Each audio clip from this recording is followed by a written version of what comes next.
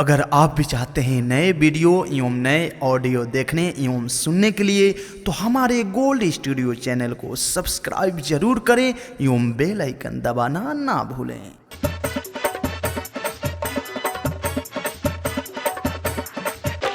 नाचे बबी कर जनी छावरे छावरे छावरे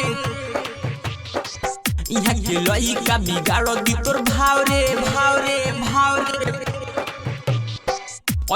नाचे बबी कर जनी छावरे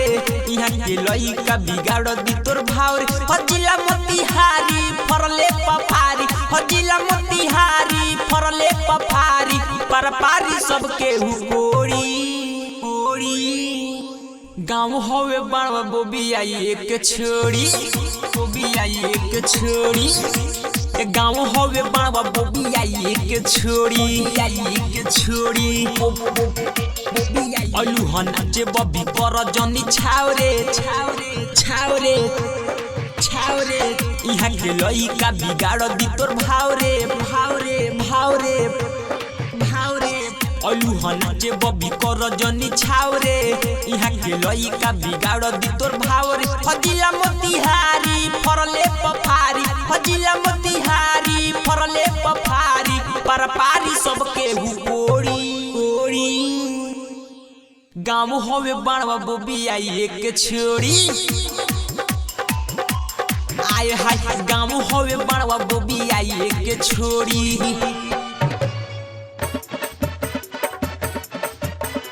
गाँव हवे बाणवा बोबी आई एक छोड़ी भरल जवानी के काडल बेया चार रे कमर हिलाव खूब मिली नोट हजार रे आए हाय भरल जवानी के काडल बेया चार रे कमर हिलाव नोट मिली खूब हजार रे तनी देखाव अपन चोलिया के चीतर चीतर जवन छुपा के ते हूँ रखले बाड़े भीतर भीतर भीतर तनी देखाओ अपन चोलिया के चीतर जवन छुपा के ते हूँ रखले बाड़े भीतर पर जनी ना खड़ा बढ़ जाइला फड़ा पर जनी ना खड़ा बढ़ जाइला फड़ा दुनू फुलावना तोहर फोरी गाँव हवे बाणवा बोबी आई एक छोड़ी